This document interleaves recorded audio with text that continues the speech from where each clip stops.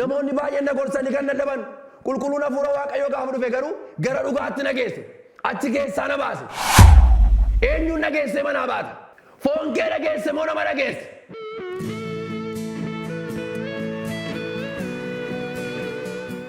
Nagaan waaqayyoo isiniif haa baay'atu. Ani obboleessa keessan raajii qabeessaadha. Guyyaa har'aa jaalala waaqayyoo ta'ee dubbii waaqayyoo qabadhee gara keessan dhufeera. Macaafa moototaa isa lammaffaa boqonnaa 2 lakkoofsa 19 irraa kaasnee wajjin ilaalla. Akkana jedha nan dubbisa maqaa gooftaa Yesuus Kiristoosiin. Gaaf tokko namoonni mandarichaa Elsaa'iidhaan yaa gooftaa kunoo akkuma ati argitu mandarichi illee iddoo ba'eessatti ijaarame garuu bishaan isaa gadhee waan ta'eef dubartoota irraa ulfa hin baasa jedhan. Inni immoo waciitii haaraa soogidda keessa buusaatii anatti fidaa jedhee isaanis waciitii isatti hin geessan. Inni immoo gara burqituu bishaanichaa dhaqee soogiddicha itti darbatees Waaqayyoon bishaan kana bishaan nagaatti geeddareera. Egaa bishaanichi deebi'ee waa hin ajjeesu ba'aa ulfaas dubartootatti hin fidu jedhaa jedhe. Galanni Waaqayyoof haa ta'u dubbii isaa akka dhageenyuuf Waaqayyoon kadhanna. Yaa Waaqayyoo galanniif ulfinni siif haa ta'u. Yeroo kana waan nu laatteef yeroo gaarii kana dubbii kee akka dhageenyu waan nu laatteef dubbiin kee gaafa galaan addaan kuta dubbiin kee gaafa dhufe du'aa kaasa dubbiin kee gaafa dhufe jaamaa bana sagalee ganama kanaatiin maqaa gooftaa Yesuus Kiristoosiin jireenyi kan itti hadhaa'e haalli kan hirkaa bade sagalee kanaan maqaa gooftaa Yesuus Kiristoosiin wanti hundumtuu toora qabachuu jalqabu ilaa maqaa gooftaa Yesuus Kiristoosiin akka nuyi dubbii keenya dhageenya kan godhu akka nuyi sagalee keenya dhageenya kan godhu sammuu keenya kan qabu jireenya keenya kan qabu sa'aatii kanaa jalqabe kan rukutame ta'u waan ilaa yaa Waaqayyo nan jedha sa'aatii kanaa jalqabe dubbiin kee inni daangaa cabsee gara keenya dhufu daangaa cabsee gara obboloota kootii dhufu maqaa gooftaa Yesuus Kiristoosiin ameen. Akkuma beekamu Elsaa'iin gargaaraa Eliyaas akka turedha. Macaafa moototaa isa duraa boqonnaa 19 lakkoofsa 19 irratti yoo laalle waa'ee waamamuu Elsaa'iiti. Namni waamicha dhugaa qabu galmagaa karaatti nafu. Kanaafi ulfinni erga guyyaa Eliyaas irraa Elsaa'ii irra bu'ee jalqabee Elsaa'iin waan hin mijanne mijeessuu jalqabee waan hadhaan harka isaatti mi'aawu jalqabe. Maal jechuun barbaade kutaa kana keessatti kan nu ilaallu Elsaa'iin jalqabaa hojiinsa akkuma beekamu hojii qote bulaadha. Qotiyyoota 11 osoo qotanii cimdii 11 osoo qotanii 12ffaan kan Elsaa'ii akka turedha. Waaqayyo garuu dhaqeetu Elsaa'ii barbaade. Eliyaasiin itti erge Waaqayyo. Akkuma beekamu dhaqee carqii isaa kana wayiin uffata isaa kana gaafarra buusuu jalqabee ani kana booddee Eliyaas ansi biraa nafu. Haaleluyyaa. Hafuurri Waaqayyo gaafa namarra bu'u gara dhugaatti nama geessa. Waaqayyo yeroo baay'ee namni kuni iddoo waamicha isaa hin jirre jiraachuu danda'a. Garuu guyyaa tokko waamicha isaa wajjin wal arge. Maqaa gooftaa Yesuus Kiristoosiin amma ganama kana nan jedha waamicha keessanii wajjin wal argaa. Waan itti waamamtanii wajjin. Waan itti Waaqayyo isin barbaade wajjin. Ganama kanaa jalqabdanii yeroo wal arguu isiniif haa ta'u. Baay'een keenya waamicha qabna.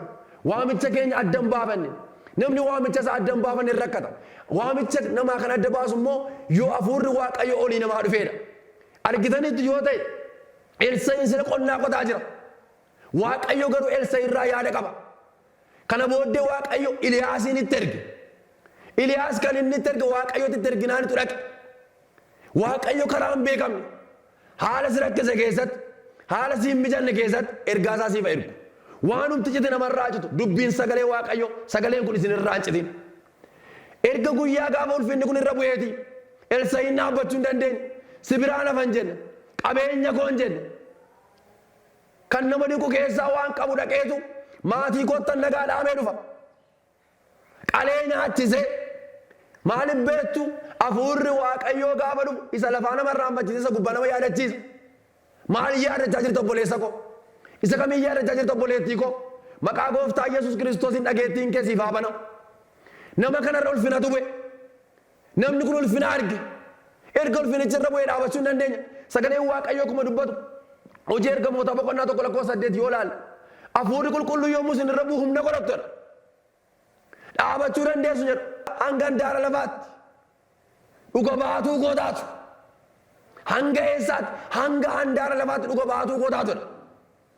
Qulqulluun hafuura Waaqayyoo namarra bu'ee taanaan daangaan namaa addaan hin citu. Karaa hundumaatti, karaa foonii haa ta'u, karaa hafuuraa haa ta'u, kan si geggeessaa jiru hafuura Waaqayyoo taanaan ati karaa hin dhaabbattu. Maqaa gooftaa Yesuus Kiristoosiin ganama kanaa jalqabee qulqulluun hafuura Waaqayyoo si haa argatu. Waan biraan jedhuun isatu nama godha. Obboloota koo anati isaan mana caatii keessaa na baase. Kan naqee iddoo suusii garaagaraa keessaa baay'een keessa na beektu. Waggaa hedduu suusiidhaan rakkachaa kan ture.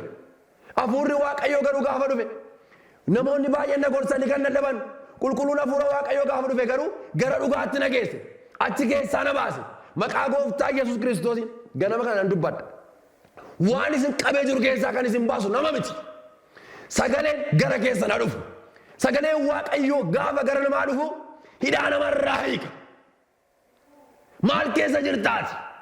Eenyuun eeggachaa jirtaati? Sagalee namaa dhagaa jirta moo sagalee Waaqayyoo dhagaa jirta? Sagaleen Waaqayyoo gara kee dhufu. Baay'een keenya kaanee karaatti hafneenna. Waaqayyo karaatti nama nambisu. Waaqayyo galmaan nama ga'a. Eenyuun dhageesse sagalee? Eenyuun dhageesse manaa baate? Maal dhageesse? Foon kee dhageesse moo nama dhageesse?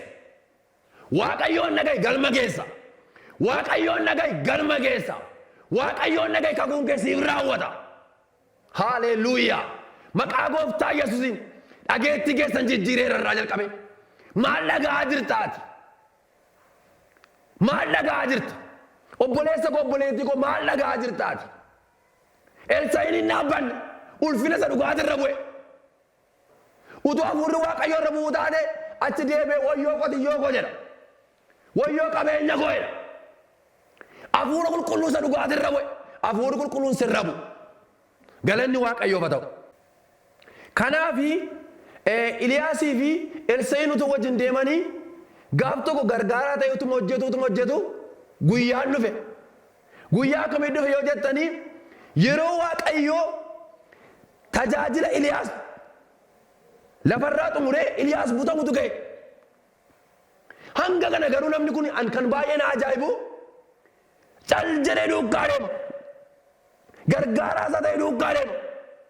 Waan fudhachuu barbaade qaba. Waan ilaalee manaa ba'e qaba. Maaluma ilaaltee manaa baate? Maal ilaaltee gooftaa duukaa buuteeti? Maal barbaachaati? Jireenya lafarraatiifi? No. Haaleluyyaa. Ati abdii jireenya bara baraa qabda. Nuuni jireenyi keenya kan nuyi waa abdannee deemnuufi Kiristoosiin isa lafarraatu hin taane isa waaqarraatiif. Wanti biyya lafaa kun hundinuu hin darba. Dhaamsan sii qaba. Gaafa dhufu abbaan kee mootummaa isaa keessas hin dhabin. Utuma deemanii turemeni gaaf tokko yeroo Iliyaas butamutu ga'e. Iliyaasiin duukaa bara baay'ee deemeera. Gaafa ga'u gaaffii tokko gaafate. Amma laga Yordaanos kana ceeneera. Amman deemuufan jedha. Maal barbaadda? Maal sii kenna? Sheeraa baaba. Maalan sii kenna? Maal akkan sii kennu barbaadda? Maal narraa barbaadda? Waan biraa miti Elsaa'iin ilaalcha isaa jijjiire Waaqayyo, ilaalcha kee jijjiiru Waaqayyo. Maal barbaadannaan waan biraa miti hafuura kee harka lama akkanarra bu'u. Kanuma kanaa eenaan gaaffii cimaa na gaafatte. Qabeenyaan argadda. Waan lafarraan barbaada. Jireenya kaleessaan barbaadan jenne. Kana na barbaachisan jenne. Har'a utuu anaaf si ta'e maal jennaa laata? Maal barbaannaa laata? Maal barbaacha mana Waaqayyootti deddeebi'aa jirraa laata? Jireenya foonii moo jireenya hafuuraati? Haaleluyyaa. Maqaa gooftaa Yesuus Kiristoosiin yeroo kanaa jalqabee nan jedha waa'ee hafuuraa dheebuun hafuuraa gara kee dhufu. Isa galmaan si ga'a. Isatu nama si godha. Isatu dukkana keessaa si baasa. Isatu nagaa si laata. Qulqulluun hafuura Waaqayyoo si argatu. Laphee kee argatu. Jireenya kee argatu. Nagaa barbaadda Kiristoosiif jiraadhu. Jireenya ofirraa bu'anii jiraachuu barbaadda nagaa kan ta'e Kiristoosidha. Kiristoosiin alatti nagaa argachuu hin dandeessu. Namoonni baay'een keenya akkuma beekamu yeroo baay'ee sagantaa kam irratti hin hirmaanne. Garuu waan foon keenyaatiif finna irraanfanneerra sagan Waaqayyoo irraanfanneerra waa'ee jireenya bara baraa Ganama kanaa jalqabee Waaqayyo ija kee hafuuraa siif banu. Hin irraanfatin. Biyya lafaa kana irratti nafu. Hin irraanfatin isa gubbaa. Maal qabattee fuula Waaqayyo dhaqaa jirtaati? Ani maalin qabadhee fuula Waaqayyo dhaqaa jiran? Obbolaa koo maal fakkaanna fuula Waaqayyootti? Waaqayyo maal nurraa barbaada? Elsaa'iin akkana jedhe, ulfinichaan barbaade, waan biraan barbaade. Haleluuyaa! Warri ulfina barbaadan hin guddatu. Daangaa isaanii bal'achaa deema. Foonitti hafuuratti dagaagaa deema. Ulfinni immoo obboleessa koo obboleettii koo harka namaa hin jiru. Ulfinni as keessa jira. Ulfinni dubbii Waaqayyoo keessa jira. Galanni Waaqayyoodhaaf haa ta'u. Wantan baay'ee ajaa'ibsiifadhu keessaa akkuma isin beektan baay'een keessan na beektu. Gara Gooftaa dhufee tajaajila jalqabuun koo waggoota muraasa. Garuu maatii Gooftaa qaban gidduuttiin dhaladhee guddadhee yeroo biraa dhuga boobsaa qabadhee siin nan dhufa. Akkasan jedhee haadha kiyyaan gaaf tokko ergan gara tajaajilaa dhufee isheen tajaajiltuu waldaa kiristaanaati. Atiin jedheen oonaan jette. Isuma Yesuusuma argadhe kan argattee hin jedheen. Utuun akkas mi'aawu. Ani ergan gara isaa dhufee baannarraa bu'ee. Amala koo namni na sirreessuu hin dandeenye inni na sirreesse. Dhufee mana shiishaatii na baase. Dhufee baala nyaatu caatii keessaa na baase. Ameen, ameen, ameen, ameen, ameen, ameen, ameen. Isatu nagaa naa laate. Maal taateeti? Hin mi'eeffanneeti Yesuus kana jedhee. Maal jechuun barbaade? Hammuma dhufetti namaa gala. Turaniif namaan gala obboleessa koo. Bara baay'ee waldaa keessa turee miti. Bara baay'een tajaajilee miti. Inni gubbaa siif haifu. Waaqayyo ija kee hafuuraa siif haa banu. Akkas naan jette haati kiyya. Akkuma sii galetti qaamu caaqoo naan jette. Eeyyee akkuma naa galetti. Naa gale. Nagaa keenya Kiristoos. Warroonni kallattii gargaraatiin waan hundumaa guuttadhee nagaa argadhaa. Jireenya mana koo guuttadhee nagaa argadhaa. No, hin jiru inni. Kiristoosiin malee nagaan hin jiru. Galanni Waaqayyoof haa ta'u. Egaa akkana jedhe Eliyaas. Yeroo butamu ija kee anarraa akka hin buqqifanne hanga butamutti agartuu kee yeroo butamu yoo na argite sirra bu'a. Maal jechuun barbaade? Yesuus gooftaadha. Ilaalchi kee maalirra jira? Maal ilaalaa jirtaati? Kiristoosin ilaalaa jirta moo nama ilaalaa jirtaati? Tajaajilaa ilaalaa jirta moo Kiristoosin ilaalaa jirtaati? Eessa jirra of yaadan? Hafuurri Waaqayyoo nu keessa jira. Gooftaan Yesuus Kiristoos lafa kanarra yeroo jiru qurxummii 2 biddeena 5 namoota 5,000 nyaachiseera. Ameen. Kun gaariidha. Yeroo sana fooniin lafarra jira. Har'a garuu inni qurxummii 2 biddeena 5 nyaachise sun anaaf si keessa jira. Malee waldaan jiru. Malee mana gaashee baluun jiru. Isa si keessa jiru ka'i. Wajjin dubbadhu. Wajjin haasa isitti haasaa. Ameen. Baay'een keenya Waaqayyo galata fudhatu. Hafuurri Waaqayyo kun keessa jiru hin beeknu. Yegguu gara mana Waaqayyoodhaan nu inu ta'an faarfanna. Yeroo mana kana nurra hin jiru. Haala laaltee nu ta'aniin. Haala laaltee hin faarfatin. Dinqii ta'uu laaltee nu ta'aniin. Dinqii caalu mana kee keessa jira. Anaaf si keessa jira. Haleluuyaa. Ulfinichi mana kee jira. Ulfinnees akka jiru adda baafattee taate. Ulfinni cheerchii obbo baluun jiru. Ulfinni si keessa jira. Ameen, ameen, ameen, ameen, ameen. Guyyaa har'aa jalqabe inni si keessaa hojii jalqaba. Gaafa isaa wajjin haasa'uu jalqabde. Gaafa dubbii sagalee isa nyaachuu jalqabde. Gaafa sagalee isa nyaachuu jalqabde. Haleluuyaa. Isaa wajjin walitti dhufeenyi kee jalqaba. Waa'ee namaa faarsaan deemtu ati. Waa'ee Kiristoos faarsaa deemtaati. Guyyaa har'aa jalqabee arraba kee jijjiireera. Galanni Waaqayyoof haa ta'u. Erga ulfinichirra bu'ee gaayi. Ulfinatirra bu'e. Ulfinni gaafa irra bu'e Elsaa'iin hojii jalqabe. Hindee beekaa achas. Haaleluuyaa. Ameen. Hindee beekaa Yordaanositti. Yordaanosiin addaan hireetuugaa. Ameen. Yeroo ga'e yeroon siif ga'u. Yoo nama waaqayyoodhaniin biyyichi biyya gaariidha. Ameen. Bakki isaa mijataadha. Garuu rakkoo tokko jira. Bishaanichatu ulfa namarraa baasa. Bishaantu ulfa namarraa baasa. Haaleluuyaa. Ulfinni jira. Hin jalqabe gaa waaqayyo. Maaliif akka jalqabe beektu ulfina arge namichi kun. Ofiin ofiin mul'ifne waaqota mul'ise. Waan kadhate beeka namichi kun. Ulfinichi gaafa rabu bishaan ulfarraa namarraa baasu kana booddee addaanan kutanii inni na keessa jiru hadhaa ajjeesaa. Haaleluuyaa. Inni si keessa jiru dhugaadha. Jireenya hadhaa mi'eessa. Maaltu rakkisaa jira? Maaltu jireenya keessa hadhaa ta'ee jira? Maqaa gooftaa Yesuus Kiristoosiin guyyaa har'aa jalqabee nan jedha. Jireenya kee keessaa buqqiseera. Maaltu hafuura keessa hadhaa ta'ee jira? Jireenya natti hadhaa hin jedhin. Jireenya namaa kan mi'eessu Yesuus ilma Waaqayyooti. Isa immoo har'a argatta miti. Kan amantan jiraachuu dandeessu. Kan hin amanne jiraachuu dandeessu. Warri fayyisaa lubbuu keessanii godhatanii garuu wajjin jiraachaa jirtan. Yesuus jireenya kee mi'eessuudhaaf dhufe. Hadhaa keessaa gara jireenyaa si fide. Hadhaa kee mi'eessuu dhufe jechuun barbaada.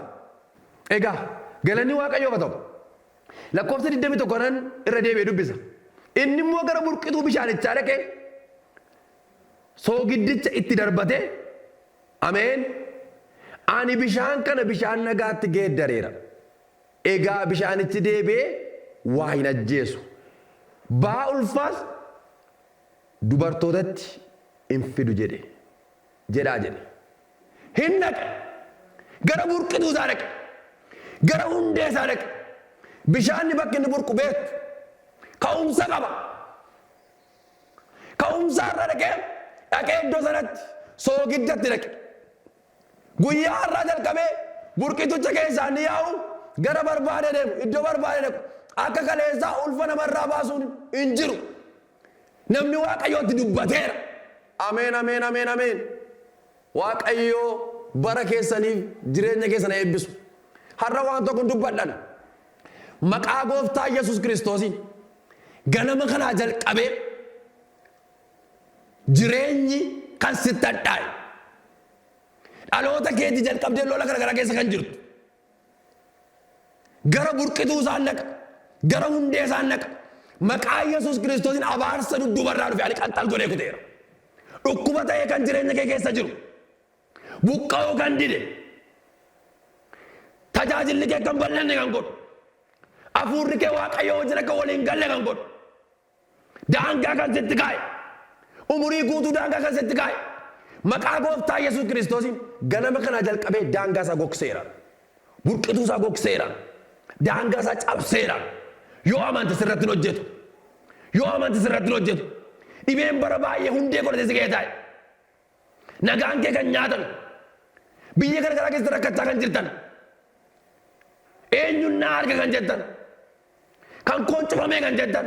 Kan sirraa banu jira Waaqayyo. Sagalee ganama kanaatiin maqaa gooftaa Yesuusiin hadhaa kana buqqiseeraan. Namoota baay'ee irraa eebba isaanii nyaate kan bare. Burqaa eebba isaanii nyaate kan bare. Ija isaanii hafuura kan nyaate bare. Ganama kanaa jalqabee Waaqayyo rukuteera. Ani Waaqayyotti nan amana. Galanni siif haa ta'u. Sagalee amma dhageenye kanaan wanta haaraan haa ta'u. Ilaa yaa Waaqayyo nan jedha. Jireenyi natti hadhaa'e kan jedhan. Firan dhabe. Dhibeen koo kun kana booddee na balleessa na ajjeesa kan jedhee yaaddaa jiran. Ganama kanaa jalqabee humni fayyisuu keetii gara isaanii dhaqu.